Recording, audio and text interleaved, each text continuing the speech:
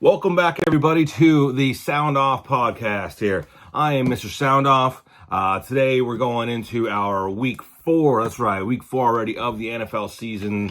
My weekly picks for week 4. Hopefully, you guys are enjoying the videos. Hopefully, you guys enjoyed the videos from last week with my picks that I put out there last week. I'll start doing a tally of all the games, my picks, what I got right, what I got wrong, those kind of things there. Besides the picks videos, I also have my weekly power rankings as well that I do for the NFL season. We're right near the end of the Major League Baseball season, so I got my Brewers hat on.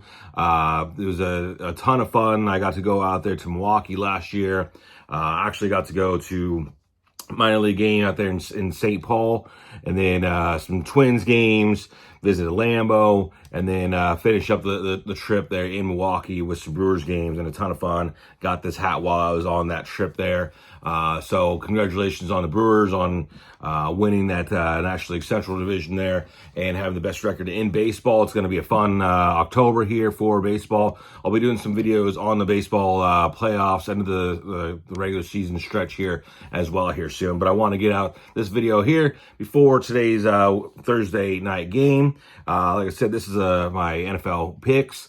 And if you guys are liking the videos, please like, subscribe, share, let others know about the videos themselves. Leave me comments. Let me know what you think about the picks, what you think about the videos, all those kind of good things there. All right. So, like I said, I am Mr. Sound Off, and here we go right into the Week 4 NFL picks. For tonight's game, we have the Seattle Seahawks visiting the Arizona Cardinals. All right. A tough game to call. I think both these teams are actually pretty evenly matched. Arizona Cardinals, I thought they were going to beat the 49ers going into that game there. Close game, tough game. They probably should have beat it. Stats-wise, Arizona really kind of won that game.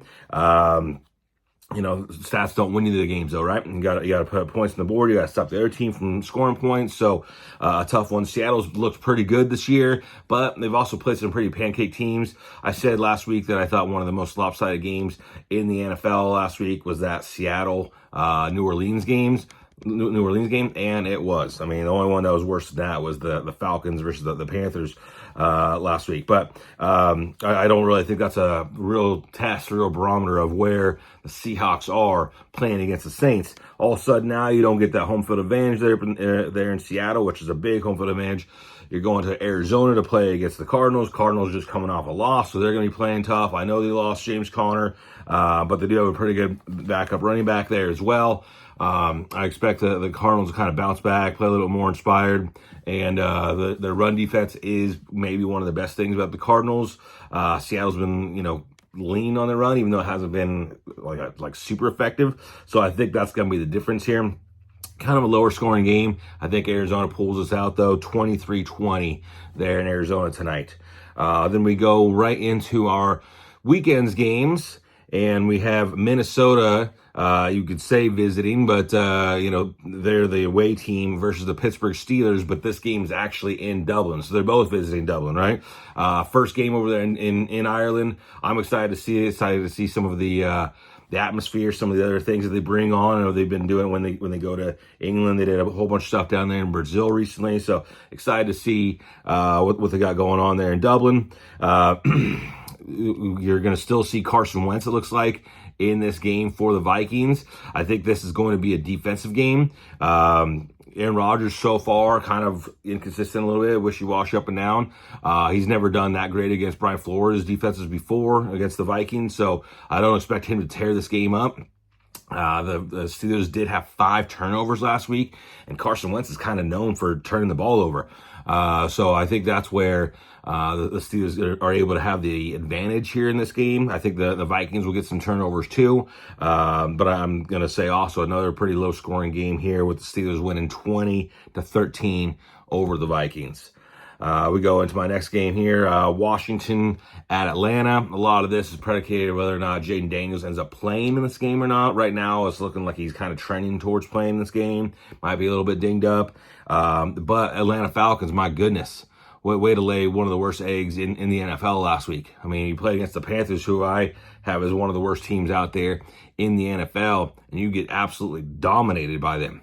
It all of a sudden makes me think a ton differently about the Falcons from where I thought they were. I thought they were going to be getting better, and they weren't near what they will eventually be. But you can't be held scoreless and give up like 30 points or something like that to the Carolina Panthers and be still a good team that's looking to get better. That's a poor team. That being said, this game is in Atlanta. And again, if Jayden Daniels is not there, then I'd probably flip this around and probably go with the Falcons. But if Jayden Daniels is there, I'm going to pick the Commanders to win this game 23-17 over the Atlanta Falcons. The easy pick probably of the weekend here is basically every week where the Saints play somebody. So they play some team every week. They pretty much got to, besides a bye week, and even on a bye week, they can probably still find a way to lose in that week as well. And this week they're playing against one of the best teams in all of the NFL, in the Bills. They're playing in Buffalo. I mean, this is pretty much like just last week when they went up to Seattle and played in Seattle. They're gonna get just dominated by the Bills in this game. I'm picking the Bills 33-10 over the Saints. Our next one, we got Cleveland visiting Detroit. A pretty interesting matchup, I think. I told you guys, I thought that game last week, Packers and the Browns, I thought that was kind of a trap game for the Packers. They just came off of some big wins. They have Cowboys next week. Now this week, you knew Micah was going to be looking for those things. They had multiple offensive linemen out. What was it, a day or two before the game? All of a sudden, Tucker Kraft gets injured in practice. I thought it was kind of looking bad, for the Packers. Also, that game versus the Ravens, if you go back and look at it, the Browns dominated that game on defense most of that game. Their offense just kept turning the ball over to the Ravens so much. It's how the Ravens were able to score a bunch of points. But I think it goes where the Browns actually had more yardage than the Ravens in that game and still lost by like 40 points or something like that. So Browns defense is legit, very good. Their offense, not so much. Flacco, from back in his days in the Ravens, knows how to manage a game though. Tries not to turn the ball over much. I think Detroit is able to pull out this game. And I think any game that's going to have the Browns this year is going to be kind of a lower scoring game. So even with the Lions' firepower, it's going to be still a little bit lower scoring. I'll take the Lions win this game though, 20-17, especially because this game is also in Detroit. A little fast track on there for the Lions. They play a whole lot faster at home there. And after that, we have the Tennessee Titans versus the Houston Texans. Texans, you got to start doing something. I mean, you lose this game versus division opponent versus basically the worst team in your division. And I mean, correct me if I'm wrong, but I think that would take them to 0-4. Is that right? I'm trying to remember now if they won one of those games, but if that's the case, 1-3, 0-4, and you lose that game, your season is pretty much done. Which I hate to say that with a 17 game long season this early on, but really it's a matter of how they're looking, right? And all of a sudden, if you're not able to win those kind of games at home versus a bad opponent, and you keep losing these games, maybe it depends upon how this game ends up. But their offense has been horrible this year. The defense is still really good. That's why I expect them to win this game against the Titans. But if they lose this game, I think I'll write off the Texans this season. But I have the Texans in this game, 20-13 at home versus the Titans. Kind of another team where you have to start kind of looking at it and saying, are you going to be there at the end of the year or not? I thought, again, kind of a younger quarterback, didn't even start last year at the beginning of the season. So, could he get it together and pull it along and, have this team playing a whole lot better towards the end of the season? They also have the most free agents brought into their team out of any team in the NFL. That would be the New England Patriots. I think they're playing just like I thought. I thought they would start off slow. I think Drake May will eventually start getting better and better throughout the year. I think that team will start coming together more throughout the year. They have a new head coach, all those kind of things there too. I think playing against the Carolina Panthers, even though the Panthers did dominate last week versus the Falcons, I think this is one of those get-right games for the Patriots. I don't think they're going to, beat them 30-0 or something like that there. But I think they're going to finally have a good victory here for the Patriots, and I got them winning 23-17 over the Carolina Panthers. After that, we have those LA Chargers versus the New York Giants. And I have the Chargers, who have been playing really solidly. One of the best teams in the NFL is what they're looking like right now. I have them going there and beating the Giants, even though the Giants are, starting their rookie quarterback. I don't get some of these things. Like, if you're the Giants, you go out there, you sign Russell Wilson, and you sign James Winston, and then you draft a rookie quarterback, and then you say, no, the rookie quarterback, you're not good enough to start week one. Oh, we got these other guys here, but now all of a sudden we're going to put you in there versus one of the toughest defenses in the NFL for your very first start, and on week 4. I mean, why not hold him out another couple weeks? Or why did you not start him at the beginning of the year? Did this guy change around that much in 3 weeks' time, 4 weeks' time, that all of a sudden he's good enough to be your starter? Was Russell Wilson all of a sudden did he end up being that much worse in 4 weeks' time that you thought that? And furthermore, is it worth risking the future of this kid, a rookie quarterback, to put him in for one game or whatever, this game, because he had a bad week last week? Again, when you have a quarterback and you're looking at possibly the next 5, 10, 20 years of your franchise, don't start him out against one of the best defenses in the NFL. Wait, find that good matchup 1 week, 2 weeks. You're the Giants. You're not expected to be in the playoffs anyways this year. All right, it's not looking like you're going to be, obviously. So I would hold him out. But anyways, it looks like Jacksonville is going to get the start. I take the Chargers winning that game 28-10 in New York. And then after that, we have the Eagles versus the Tampa Bay Bucks. This one is in Tampa Bay. Give a little bit of the edge there for it being in Tampa Bay. I don't think it's going to be a super hot day, so those Florida teams get kind of that edge early on in the season. If it's some of those hot days versus those North teams versus those Northeast teams, those kind of things that aren't used to it. But I don't really think that the weather is going to be a huge factor for this game here for them. I think the Bucks are also a little bit dinged up on their team there too. I think it's kind of a lower scoring game. I think defense kind of rules the day. A lot of ground and pound kind of stuff there, especially obviously with the Eagles. I take Eagles win this game 20-16 and a tight one over the Tampa Bay Buccaneers. After that, we have those darlings, the Colts, visiting the LA Rams in LA. And, Colts have been one of the stories of the season so far. They're 3-0, but again, I relate them kind of towards the Saints of last year. Those Saints started off the season 2-0, dominating the NFL, scoring the most points, I think it was, like ever in NFL history for 2 games. Colts have been scoring a ton of points too for every game, but they've been playing basically just the worst teams in the NFL every week for these first 3 games.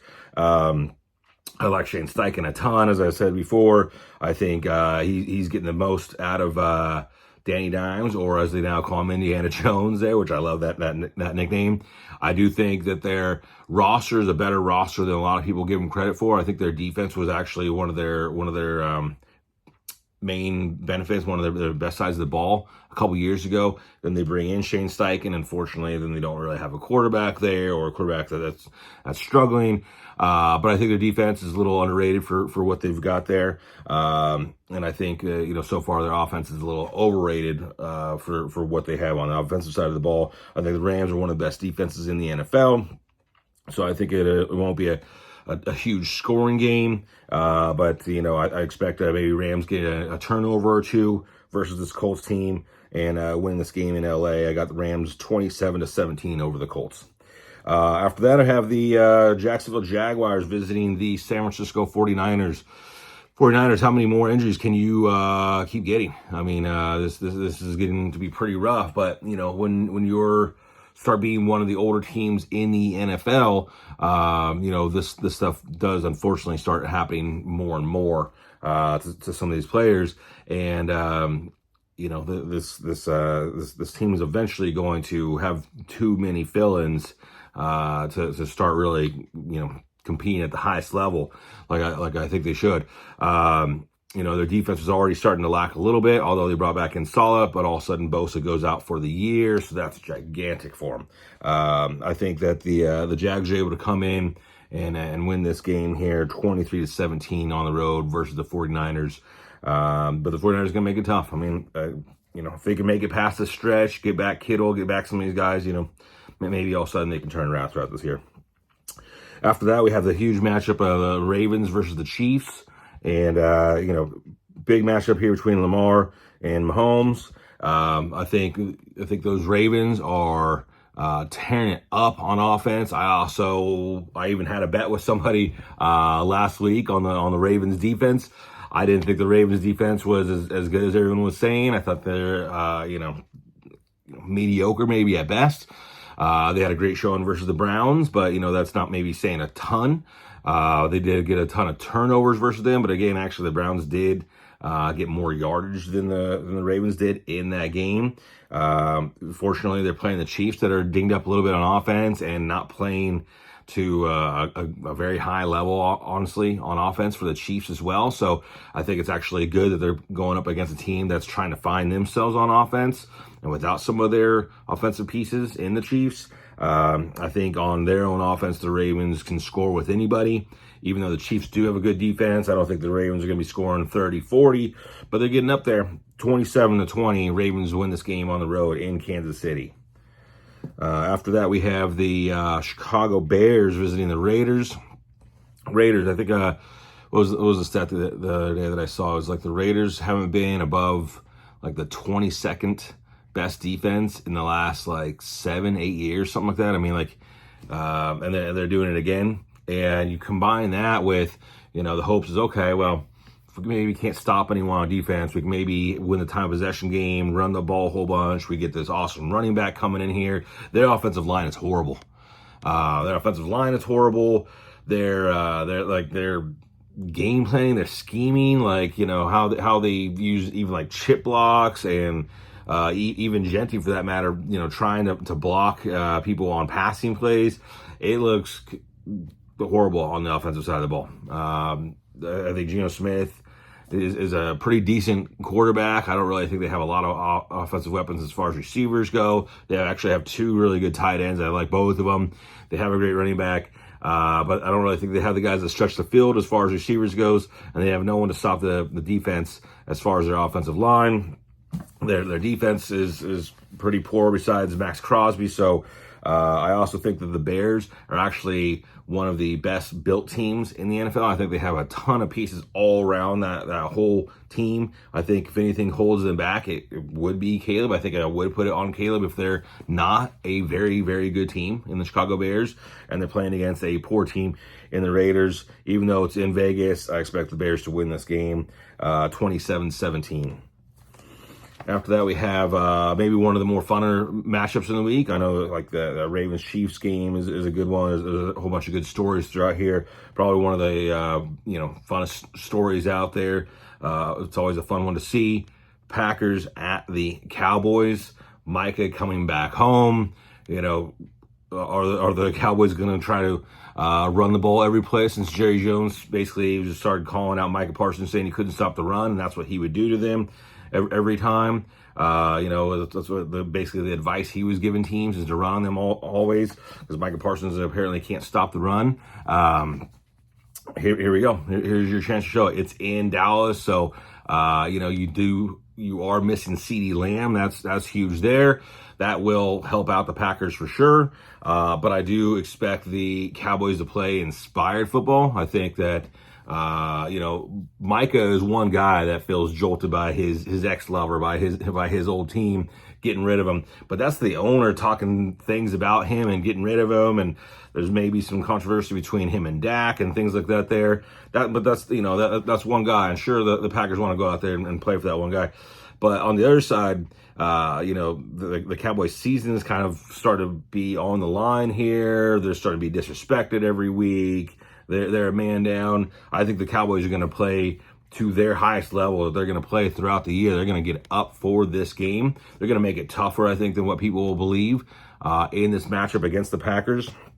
And even them playing at their highest level, them being up for this game versus the Packers, and even though it's in Dallas, I think the Packers are going to be too good for them this game. I think the Packers are going to get some revenge for losing that game last week versus the Browns. And, I think, again, also, yes, definitely them not having CeeDee Lamb not being there is going to be big. Remember, also, the Cowboys do have a guy in Kenny Clark that he gave up too, so he's going to be playing inspired football. But still, I take the Packers winning this game 33-17 in Dallas. Next was that Sunday night game? Yeah. And then we finish up. We have 2 Monday night games. We have the Jets visiting the Dolphins, kind of like I was talking about with the Bucks game. Eagles visiting the Bucks. I don't think the weather's going to be a big thing down there this weekend. I don't think it's going to be super hot in Florida this week, so that'll help out the Jets. That'll help out the Eagles. The Dolphins are looking pretty bad. And I don't know if necessarily this is a game where they get right against a pretty good defense. And the Jets, they still have, I think Justin Fields is playing, decent football. But the Dolphins aren't known really for their defense anyways. So I'm going Jets 20-13. By the way, Dolphins lose that game. I think that drops them also to 0-4. Look for, a coach to possibly be gone. I mean, this starts to be that week in the NFL season, right? Where you have teams that are 0-4, 1-3. If you have bad losses, who you lose to, how you lost, those kind of things there. You start seeing some coaches maybe on their way out after this week here. It's also early enough on the season where you could bring on another coach and hopefully change around the culture and maybe turn around throughout the rest of your season. So rather than waiting halfway through the year and being like, okay, now let's change it, and it's already too late, right? So look for that there after this game. And then our last game, Bengals at the Broncos. I like Jake Browning a ton. Struggled a lot last week, obviously, in that game. What's Denver known for? Their defense. Bo Nix hasn't really played great so far this season. But Bengals aren't known for their defense, so I think Bo Nix is going to have just a fine game. I think Jake Browning maybe after this week, next week, a couple games of getting the rust off of him, playing, and maybe not playing against top-tier defenses. I think he'll come along as well. He still has a bunch of offensive tools on there too. Although the offensive line is not great for Cincinnati, but I don't think you really do it on the road in Denver playing against the Broncos and their defense. I take the Broncos winning that game 23-13 over the Cincinnati Bengals. So hopefully you guys were able to keep up with all that. I got kind of shotgun through them all to get them all out there through the week. But those are my picks for week 4 here. Hopefully you guys enjoyed the video. Make sure you're hitting the button there, hitting it for liking the video, subscribing to the videos. Like I said, get the word out, let other people know as well. Let me know, drop your comments below. Let me know what I'm doing right, what I'm doing wrong, what do you think about the picks there, and what do you think about the videos themselves. Hope you guys enjoyed the video. I am Mr. Sound Off. I have been sounding off for week 4 NFL season. You guys have a good one. I'll see you in my next video for our power rankings for week 4 as well. All right. Bye, everyone.